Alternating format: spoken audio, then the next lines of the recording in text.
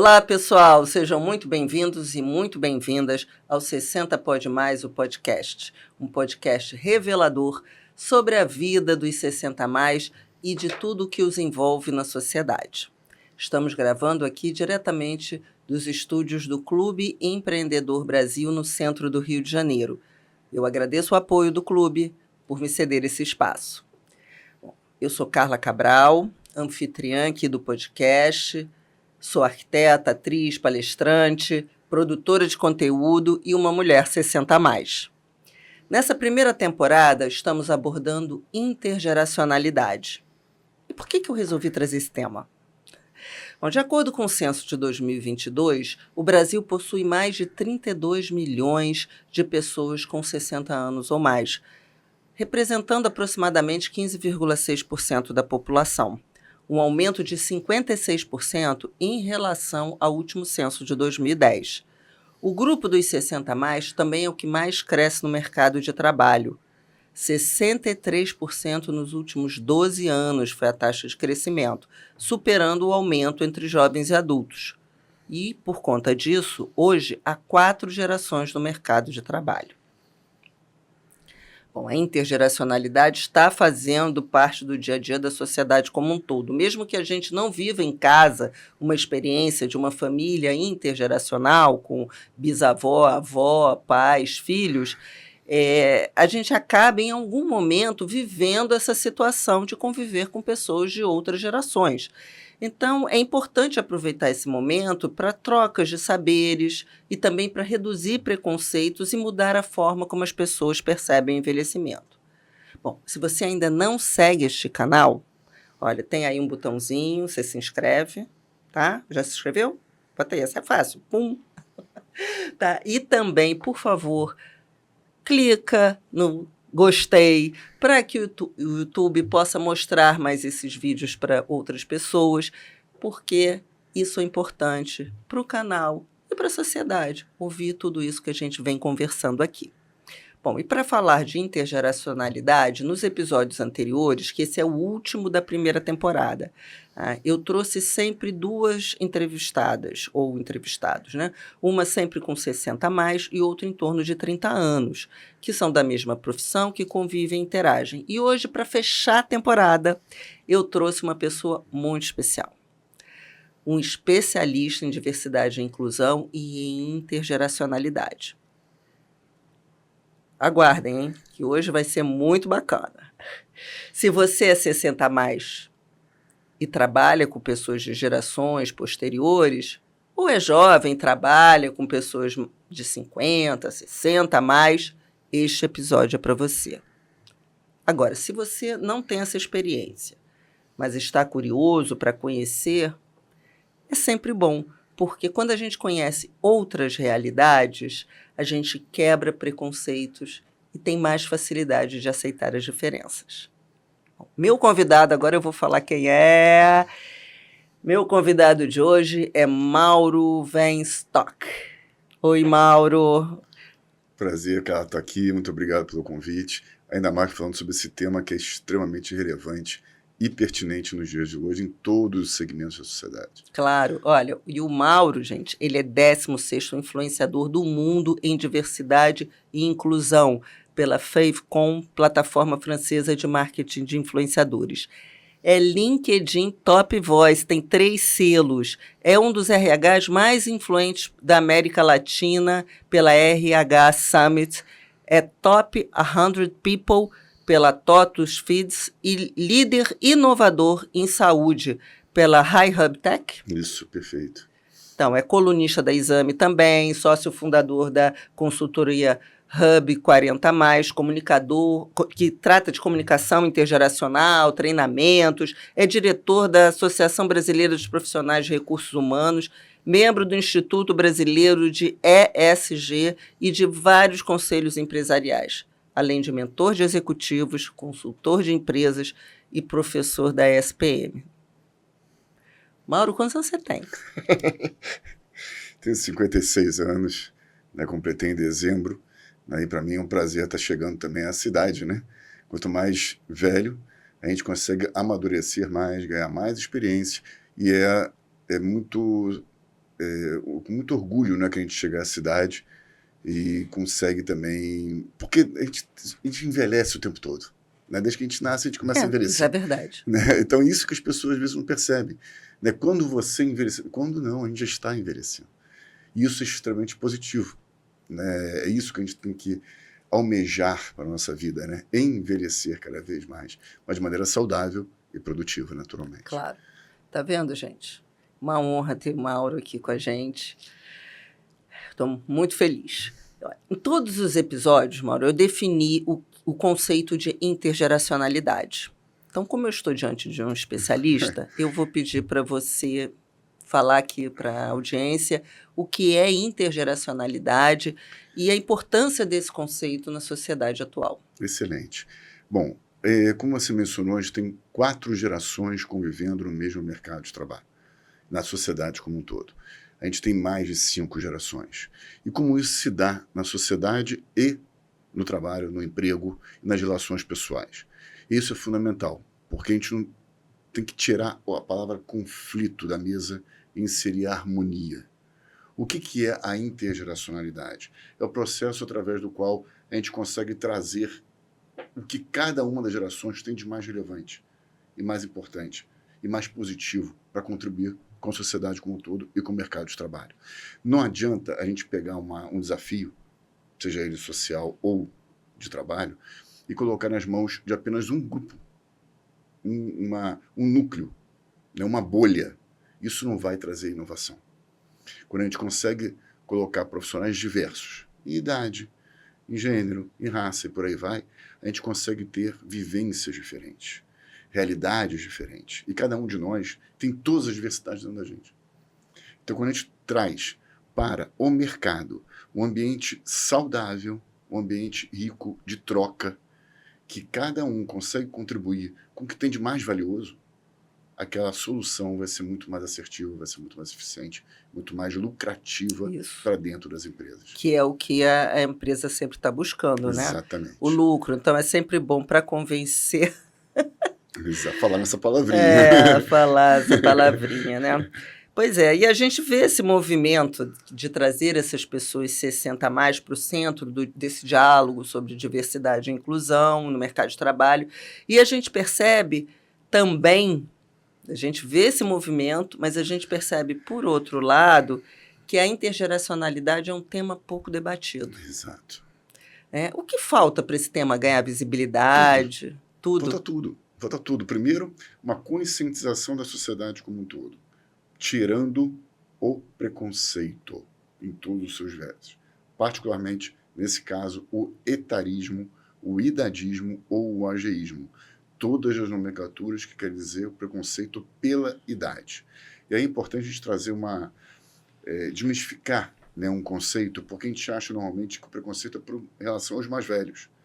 E a gente fala muito que em todas as faixas etárias, porque o mais novo não sabe isso, porque é pouco experiente, e o mais velho não entende tecnologia, por exemplo. Então a gente começa a criar estereótipos, criar preconceitos para tirar ou discriminar aquele profissional ou aquela pessoa daquele ambiente. Isso é extremamente nocivo para todos que estão envolvidos. Então o primeiro passo é a sensibilização, o respeito. Isso tem que vir na educação básica. Como a educação básica não funciona nesse aspecto, a gente tem que tentar amenizar isso no mundo corporativo, né, através da educação. E como é que traz isso? Através de formas que a gente tem de trazer nomenclaturas novas, formas de linguagem diferenciadas, em que são muito mais atuais. E com isso a gente consegue trazer também a convivência pacífica, a convivência agregadora e o respeito, que é a palavra que tem que estar no dia a dia, né, todos esses lugares. O respeito acima de tudo. Então, isso é fundamental. Então, o primeiro passo é a sensibilização. Segundo passo é a integração real. O que significa isso? Não adianta a gente colocar algumas ações para a diversidade apenas para a mídia. Dizer que a gente está contratando profissionais tal, ou fazer... Não é esse movimento que a gente está pedindo. A gente está pedindo que seja algo genuíno, algo real, porque senão o próprio mercado percebe que aquilo lá é uma ação midiática e descarta a empresa. Então isso tem que ser natural, orgânico e fazer parte do DNA da própria empresa. Se isso não for um valor inserido dentro daquele mundo corporativo, não adianta. A empresa não vai conseguir demonstrar isso realmente para o mercado. Então, como é que se dá isso? Se dá através, primeiro, da liderança. Se dá através da troca daquele profissional, daquele ambiente. O que cada um está trazendo que consiga agregar com o grupo que está lá? Como é que eu estou ouvindo? Como é que está a minha escutatória para o outro? Antes de criticar, né, a gente precisa... E eu falo muito que antes de incluir, a gente precisa não excluir. Então, por exemplo, tem uma frase que fica circulando, né, na mídia, que fala que diversidade é levar para festa, convidar para festa, incluir para dançar. E chamar para dançar. Para dançar tal. Eu escrevi um artigo, inclusive, na Exame, dizendo que essa frase não tem o menor sentido. Por quê? Quantas vezes vai acontecer uma festa? Então, não é uma vez ao ano que você vai levar alguém para a festa. E uma vez ao ano você vai incluir aquele colaborador que está na festa. Então, o que a gente tem que fazer? Que isso seja permanente. Todos os dias tem que ter um olhar crítico da empresa, em canais até de denúncia, né, em relação a todos os preconceitos, para que isso realmente a inclusão seja real. E é isso que a gente busca. Então, uma coisa é a sensibilização dos líderes e da empresa. Outra coisa são ações genuínas e eficazes para dentro do mundo corporativo. Você é sócio da Hub 40+, que tem treinamentos para a empresa, para essa questão da intergeracionalidade, comunicação intergeracional. Eu queria que você me falasse um pouco quais são as estratégias que se aplica ali e qual seria o maior desafio para construir uma inclusão etária e uma comunicação intergeracional. Excelente. Vamos lá. Primeiro eu quero passar alguns números que eu acho que são importantes. Em relação aos profissionais mais velhos, e eu falo mais velhos porque você citou o Hub 40+, e eu tive que baixar, a gente começou com o Hub 50+, eu baixei a idade para 40. E muita gente me pergunta por que 40 e não 50 ou não 60? Porque foi feita uma pesquisa do InfoJobs, que é parceiro nosso, que detectou que 70% dos profissionais acima de 40 anos no Brasil já sofreram preconceito pela idade. 40 anos. E 50%, uma outra pesquisa, que detectou que metade das mulheres abaixo dos 30 anos também já sofreram preconceito. O que eu quero dizer é quem não sofre preconceito pela idade. Então, primeiro essa conscientização, que eu acho que é muito importante. Então, dentro disso, o que a gente procura fazer? Primeiro, mentorias individuais com os líderes, para trazer essa perspectiva. Trazer você tem uma idade, não importa qual a idade. Então, como é que você vai agir? Você tem pai, você tem avós, você tem filhos. Como é que você convive com as outras gerações no teu ambiente social, no teu ambiente familiar? E será que o preconceito faz parte dessa tua realidade dentro da tua família? Então, por que a gente vai levar algum tipo de preconceito ou não vai? Porque a gente não pode ser apenas não etarista. A gente tem que combater e ser agente mobilizador contrário ao etarismo. Né? Tem que ser ativo nessa situação. Uhum. Então, o líder tem um papel fundamental de dar o exemplo. Então, o primeiro ponto é conscientizar o líder através de mentorias.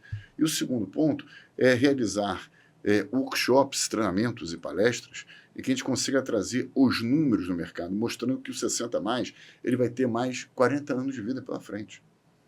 Então, se Deus quiser.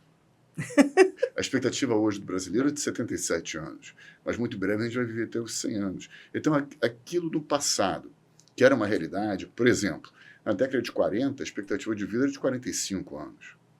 Uhum. Então, você falecia aos 45 anos, em média.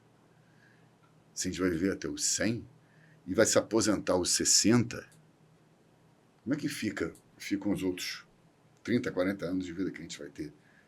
A gente vai conseguir acumular uma riqueza para nos financiar ao longo de 30 anos? Deixa eu fazer uma pergunta, cara. Posso fazer também aqui a pergunta? Pode. Boletos chegam após os 60 anos? Ah, sempre, o tempo todo. Com certeza? Imagina janeiro. Em janeiro chegam vários. Então, estamos gravando em janeiro. Então é essa a pergunta. Se chegam e mais ainda, porque tem outras questões de saúde. Também, coisas, né? vai aumentando também o valor. Exato. Então, como é que você vai se financiar a partir desse momento se você não tem uma empresa própria ou não criou uma renda suficiente ao longo da carreira profissional que você consiga se sustentar mais 30 anos de vida sem estar inserido no mercado de trabalho? Claro, ainda mais que a gente se sente, eu pelo menos, com 62 anos, eu me sinto uma pessoa ainda muito produtiva, Claro, com por que muitas não? ideias, com muitos desejos de fazer muitas coisas diferentes. Olha eu aqui me aventurando aqui nesse podcast. Então, assim, eu acho que a gente tem o direito, sim, de continuar contribuindo para a sociedade e ser respeitado por E não é isso. só direito. Você tem direito, tem vontade, tem interesse, tem todas as questões. Exatamente, E quem exatamente. pode questionar isso, né, quando a gente vê pessoas que têm 90 anos se destacando, que têm 80 anos se destacando. Ainda trabalhando, Por quê? Por vontade própria, pode ser.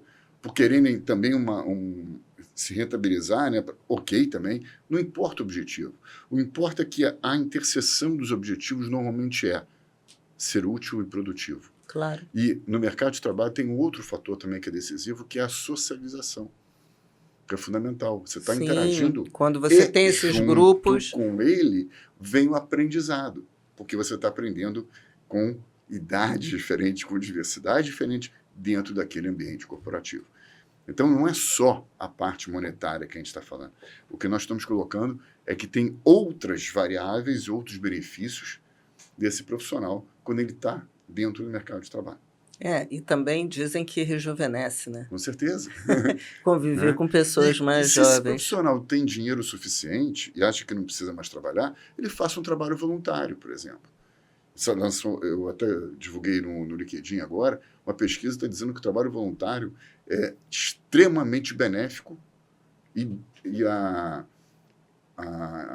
o retorno dele, o resultado dele é diretamente influenciado pela longevidade. Você vai influenciar a longevidade através do trabalho voluntário. Sim, porque a questão de estar útil, ser gratificante, porque você está convivendo com outras pessoas, tem essa socialização. Tudo isso, eu acho que a pessoa tem que buscar o que é melhor para ela. Muitas vezes tem que realmente complementar uma renda. Claro. Né? Ou então fazer alguma coisa que nunca fez, como eu estou aqui entrando por outros caminhos. É agora o momento de eu me reinventar, fazer uma coisa diferente. Pode ser um trabalho flexível, pode ser com horário flexível. Sim, você não porque... precisa aqueles 48 horas. Exatamente, exatamente o que eu desejo hoje. Exatamente. Isso é crescente nos profissionais. Quando a gente fala de flexibilidade, a gente quer flexibilidade, todos querem flexibilidade. Ainda mais hoje em dia, depois que a pandemia, lógico, não foi uma boa experiência, mas a questão do home office, para muitos foi uma excelente experiência e muita gente não quer voltar para o trabalho. Isso, né, mas não é só presencial. de local, porque o local também você está interagindo com os outros, também tem esse benefício, tem né? esse lado positivo. Mas eu falo do profissional que muitas vezes ele chega até certo ponto, 60 anos, e ele quer criar uma empresa própria, quer criar algo com propósito, mas ele quer eu quero ficar segunda-feira com meu neto, por exemplo. Né? Esse é um objetivo de profissional. Eu quero ir para minha academia. Eu quero fazer uma consultoria, eu quero fazer parte de um conselho em que eu tenho maior liberdade de horário, quero viajar. Ok. Né? Ele vai escolher qual é o melhor formato para ele.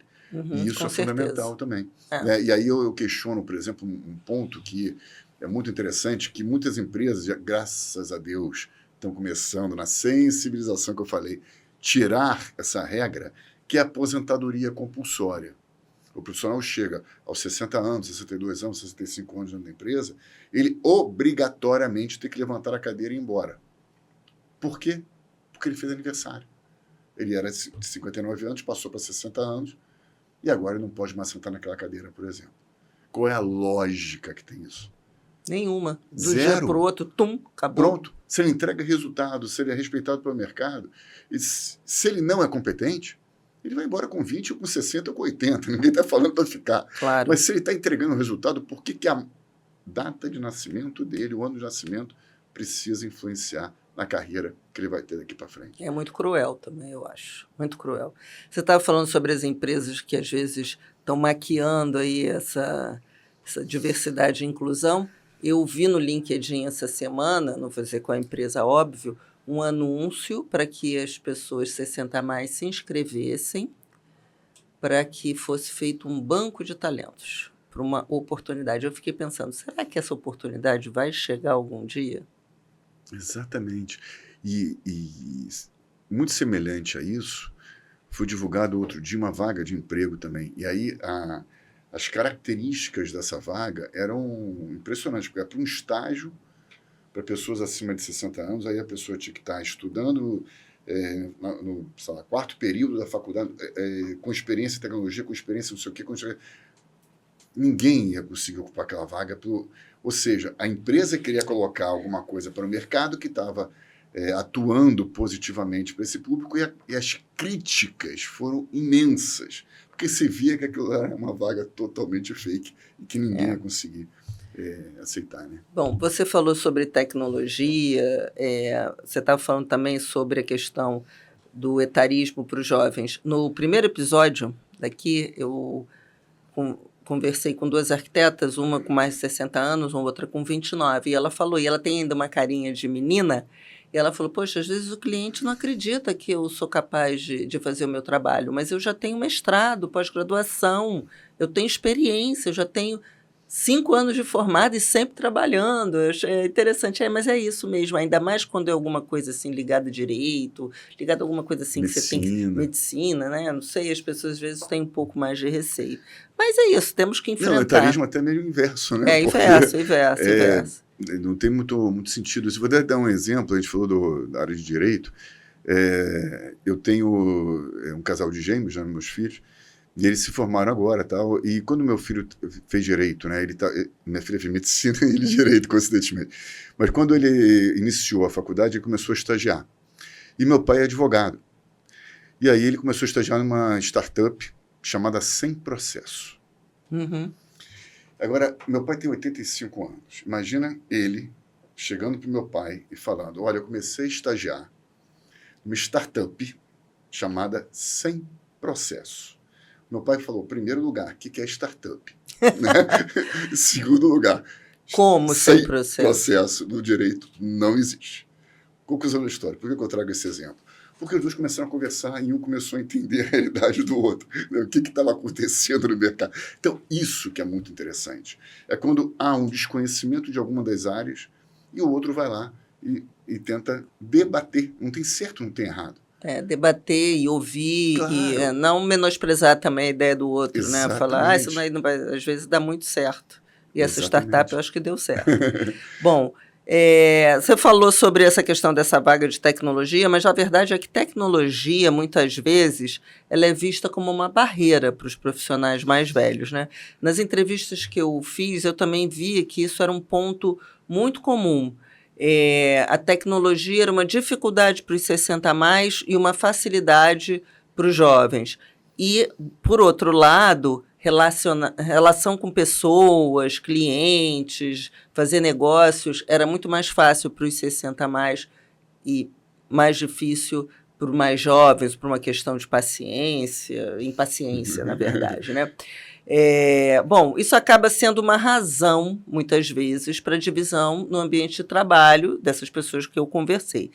E aí esse assunto assim, traz várias perguntas, né? Porque a gente fica pensando que a gente vive nesse mundo que está buscando sempre essa crescente inovação digital, né? Essa inovação.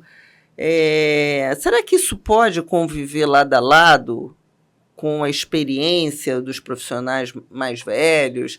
As empresas têm que ter algum trabalho assim para incluir os 60 a mais no universo digital?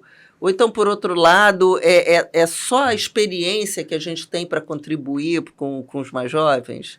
Né? Essa vivência de aí saber lidar com os outros, não sei. Cara, eu gosto muito de desconstruir algumas coisas. Então, por exemplo, primeiro, o que a gente chama de tecnologia hoje em dia? Nós vivenciamos uma época, você vai se lembrar bem disso, que não existia nem internet. Eu não sei se os jovens sabem disso, mas o mundo passou por uma época que não tinha internet. Gente, não tinha telefone sem fio, tá? O telefone ficava numa mesinha, Isso que eu num ia falar, canto do telefone apartamento. Fixo. Aí o telefone tocava, você vinha correndo, atendia o telefone e Isso. ficava sentado ali no banquinho do lado do Deixava um gancho, móvelzinho, né? para falar no telefone. Assim. É, Então a gente viu numa época que tinha telefone fixo, que não tinha Google, muito menos ChatGPT, muito menos Pix e internet. sim, E quanto que a gente conseguiu se adaptar? exatamente. Então, para mim, isso é um exemplo muito claro. Estou falando de 20, 30 anos atrás. Né? Não estou Sim, falando de 50, 80, 100 anos atrás. Estou falando de muito pouco tempo. Só que essas gerações nasceram já nesse ambiente muito muito pouco mais tempo, com digital. uma mudança muito rápida. Exatamente. Então, aonde eu quero chegar? Será que vale a pena a gente colocar todo mundo em caixinhas estereotipadas, dizendo você tem quantos anos tal, você pode fazer isso, ou você tem conhecimento disso. Você tem, então isso aqui não é para você. Isso aqui você não vai aprender nunca. Isso aqui você... Quem pode e deve fazer isso? Ninguém pode fazer isso com o outro. Eu conheço muitos profissionais que têm acima de 60 anos e são referência na área de tecnologia. Para você ter uma ideia, metade dos profissionais praticamente no Brasil que são diretores de TI têm acima de 55 anos. Viu, eu conheço gente? 2 profissionais que têm acima de 60 anos que criaram uma Netflix, tipo uma Netflix, que é de no-code, ou seja, sem programação. Cria site, cria aplicativo sem programação, acima de 60 anos, pela experiência que eles têm. O head do WhatsApp, ou do WhatsApp na América Latina, tem acima de 60 anos. O head do LinkedIn na América Latina tem acima. Ou seja, são empresas que estão gerenciando uma empresa global na área de tecnologia e que está no nosso bolso. O head da Amazon, algum tempo atrás, também saiu de lá agora, tinha também acima de quase 60 anos. Então, eu estou falando que pessoas que não são apenas especialistas em tecnologia, eles lideram a equipe de tecnologia. Claro, então, entendi. vamos desmistificar essa história. Mesma coisa que eu trago em relação às gerações. A palavra gerações. O que são as gerações? Geração A, B, C, alfa, beta, gama e tal. XYZ, que é Baby isso? Boomer. Por que a gente está separando tudo em gerações? Claro, é engraçado, né? Porque você nasceu esse ano, mas aí acabou aquela geração, no outro ano você já é diferente. Exato, é isso que eu trago, Carla. Se você nasceu em dezembro, eu nasci em dezembro, eu sou da geração X, exemplo. Por acaso é X, mas X. E aí, quem nasceu em janeiro, por exemplo, pode ser de outra geração. Ou seja, eu tenho características próprias porque eu nasci em dezembro. O outro que nasceu em janeiro tem outros tipos de características. É assim que funciona. Hoje está falando de pessoas. Pessoas que têm postura, pessoas que têm uma história ímpar de vida, pessoas que querem ou não aprender, pessoas que conseguiram se reinventar, pessoas que conseguiram se adaptar. E tem pessoas que não fazem nada disso, com 20 ou com 90 anos. Claro. Então, vamos parar de colocar... É uma coisa com as mulheres. Mulher tem que fazer isso, tem que fazer aquilo, tem que ter filho, tem que não sei... Para! Cada uma. Tem que botar botox, não tem que botar botox, para. tem que pintar o cabelo, não tem que História pintar o cabelo. Muita que... regra, né? Por que a sociedade tem que impor? Então, a gente tem que tirar isso do nosso dia a dia. Cada um é cada um decide e deve ser protagonista do seu dia a dia. E o futuro dele depende do que está fazendo hoje. Com certeza. E é isso que... Por isso que a intergeracionalidade ela é tão interessante, porque se você for assim... de peito aberto, eu digo assim, sem julgar, né? Ir lá, conviver com as diferentes gerações, você vai se surpreendendo com esses dados e com essas informações que você vai trazendo e vai quebrando esses estereótipos todos. Eu vou trazer um exemplo claro disso que você acabou de mencionar, a gente não combinou nada antes. É o seguinte,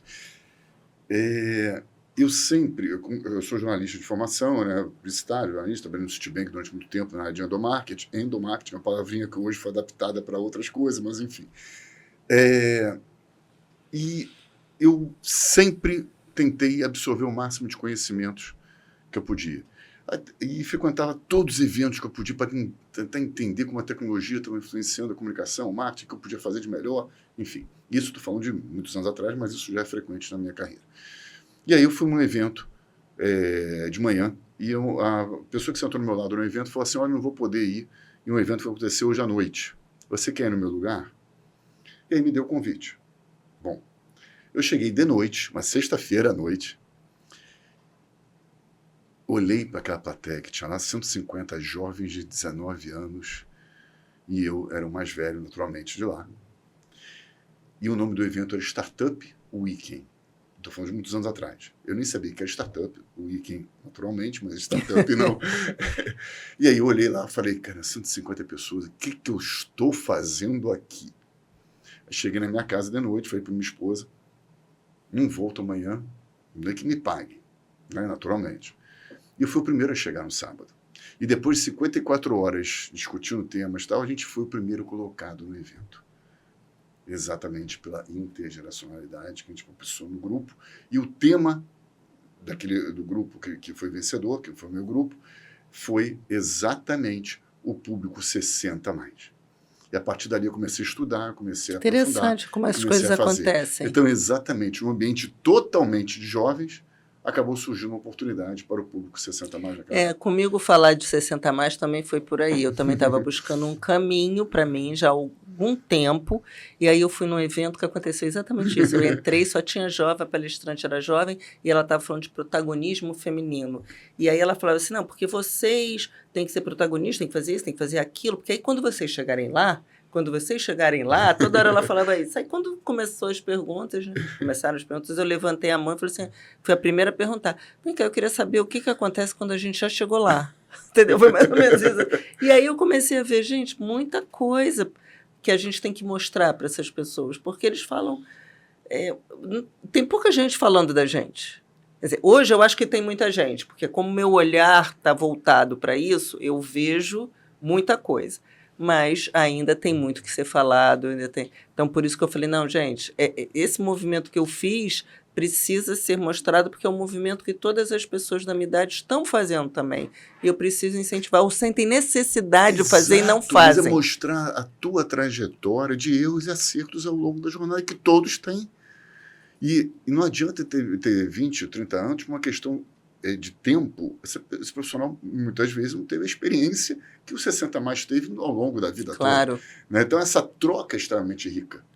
Você falou aí desse teu evento que você foi, e tem milhões de outras coisas, então, depois que você fez, né? Porque essa trajetória é inspiradora e muito diversa. Além de tudo isso que eu falei antes, que ele é professor, diretor, tantas outras coisas, ele foi jurado do Hackathon International Space App Challenge na NASA, parceiro do Startup World Cup, maior competição de startup do mundo, ou seja, ele continuou essa vida, né, desde esse final de semana, idealizador e realizador do Hacka for All, o primeiro hackathon sobre diversidade e inclusão do Brasil. Quero que você fale sobre essa experiência, né? Porque como é que foi o impacto disso? O que você acha? Foi maravilhoso, porque eu acredito muito na ação, na praticidade. Ou seja, a gente joga um desafio, que é o caso do Hackathon, e ele tem que ser resolvido pelos grupos que estão participando lá. Uhum. Então, nesse caso do Hackathon, foram 144 pessoas inscritas que participaram. E foi uma riqueza de informações e de trocas impressionante. Tinham desde pessoas com doenças raras participando, até pessoas pretas e pardas, que eram 70%, 80% da plateia, até várias mulheres, tudo que você possa imaginar. Por isso que é for all. Para até todos. Mesmo presidiários, ex-presidiários. Então, foi muito interessante a troca entre eles. Olha a riqueza, olha o que isso consegue. E aí lá foram criadas várias soluções para a aplicação nas empresas da diversidade e inclusão. Em termos de aplicativo, em termos de ações, de conscientização. Então, isso foi extremamente gratificante poder realizar, porque você tem soluções e debates de todas as diversidades. Então, esse desafio claro, era... pessoas 60 mais que sim, era criar aplicativos... Criar soluções para trazer para o ambiente corporativo algo mais sustentável para a diversidade e inclusão, de maneira real, naturalmente. E aí a gente votou, ter premiação para os vencedores, enfim, todo aquele processo. E alguma coisa foi aproveitada? Foi, com certeza, porque vários deles, os 3 vencedores e os outros, resolveram criar soluções. Por exemplo, eu falei do ex-presidiário. Ele criou uma solução que tecnologicamente não estava muito bacana, mas ele ganhou uma menção honrosa. E ele resolveu, como ex-presidiário, ele trouxe aquela dor dele para aquele ambiente, e o grupo, junto com ele, a solução estava muito interessante. E ele estava querendo levar, através do processo de educação, que os presidiários tivessem mais capacitação para não retornar no ambiente prisional. E me parece que 20% ou 30% retornam. Então, por falta de oportunidade, que a gente também. Está falando de oportunidade. Olha o custo social disso, olha o custo da família, olha o custo da dignidade. Tudo isso faz parte dessa startup que está sendo criada. Então, a gente está falando de redução de valores, né, de orçamento para a saúde, para o ambiente prisional também. Então, tudo isso tem um impacto real. Isso é muito interessante. Bacana, muito interessante. Foi de uma solução. Lá tinham 12, 13 soluções. Imagina, porque esse grupo enorme... Poxa, e vai ter outro em breve? Estou pensando. Bom, eu vou ler um trecho agora de um artigo que você publicou na Exame, que eu achei muito interessante. Busco propósitos estimulantes. Não quero apenas fazer, preciso transformar. Não quero apenas participar, preciso impactar. Não quero apenas planejar, preciso que as coisas aconteçam. Não quero apenas produzir. Preciso deixar um legado. Forte, hein? Esse é o sentimento dos 50 a mais, dos 60 a mais, sim, que vão chegando nessa fase? Eu acho que isso aqui deve ser um sentimento de todos. Todos que querem mudar o mundo de alguma forma. E eu falo que a gente não vai mudar o mundo. Mas se eu conseguir mudar o nosso entorno, né, o entorno que a gente tem, e fazer com que com isso haja uma multiplicação, sim, isso é o caminho natural. Se a gente cuidar ali do nosso jardim, exatamente. Aquilo lá vai impactar os outros, que vai ampliar, porque a gente é uma gotinha no oceano. Mas o oceano é formado por várias gotinhas. Quanto mais essa gotinha for positiva, quanto mais a gente tiver um olhar muito mais agradável, muito mais agregador, muito mais construtivo, isso vai trazer positividade para a sociedade como um todo. Então, eu acredito que a gente não vai ficar, vou mudar o mundo porque eu quero impactar. Não vai, você não vai conseguir fazer isso, você é uma pessoa. Né? Mas a gente tem que transformar isso no nosso dia a dia. E o legado, eu sempre costumo falar que não é o que a gente deixa para as pessoas, é o que a gente deixa nas pessoas. Isso faz total diferença.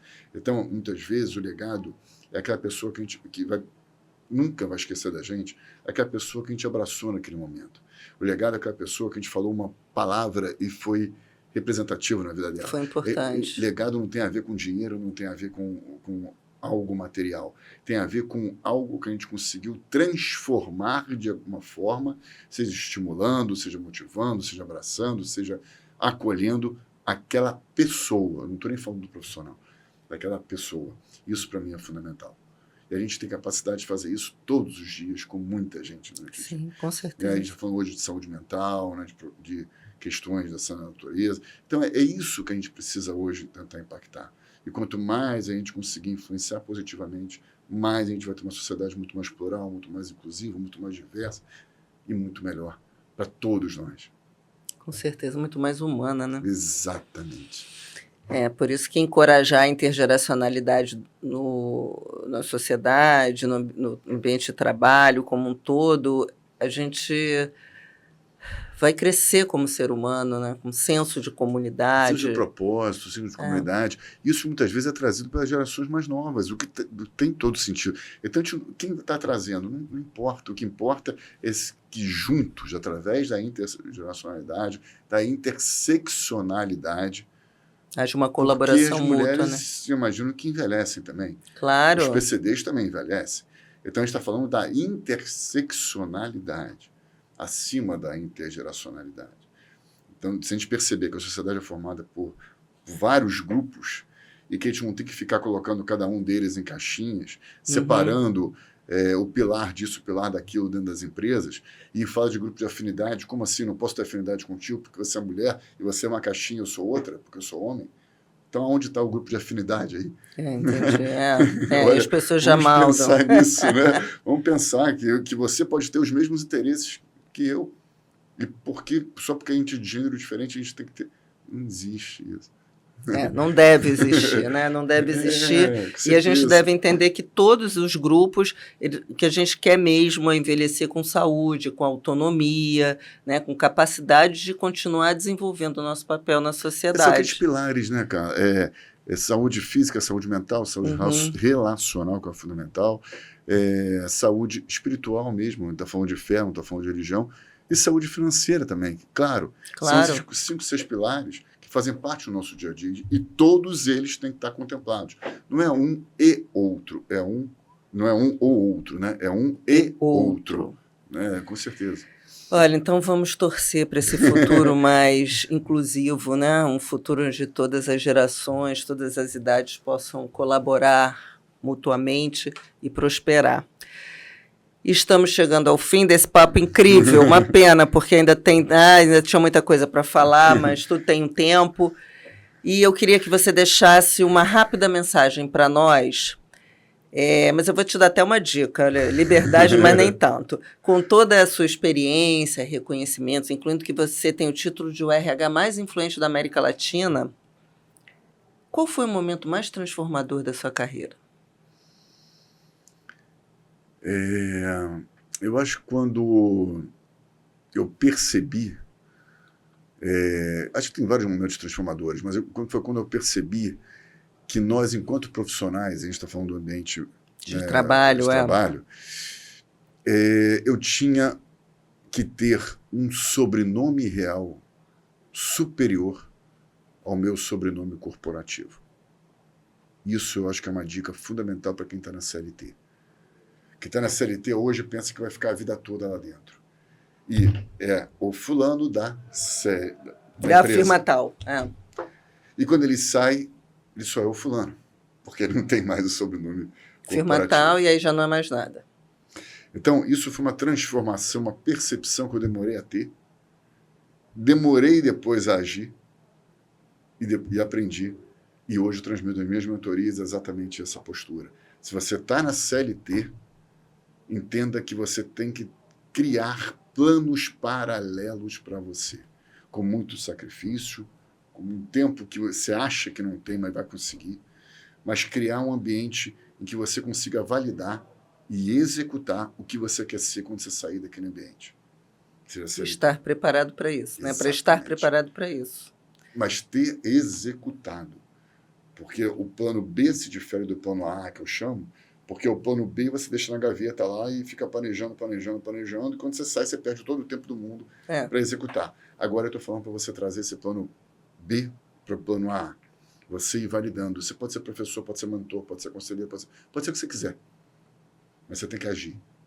Agir, aprofundar o networking e valorizar o teu sobrenome real.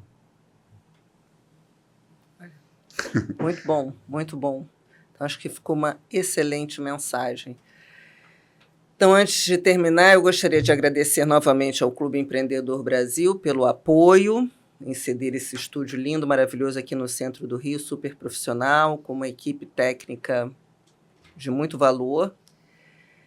Agradecer a você, Mauro, mais uma vez, pela presença. Foi uma honra ter você aqui. Então, mais uma vez, vou lembrar, curtam o vídeo, compartilhem com pessoas que precisam ser impactadas com esse conteúdo, com esse tipo de história que a gente conversou aqui. E hoje é o último episódio da temporada de 6 episódios sobre intergeracionalidade, desse podcast 60 Pode Mais.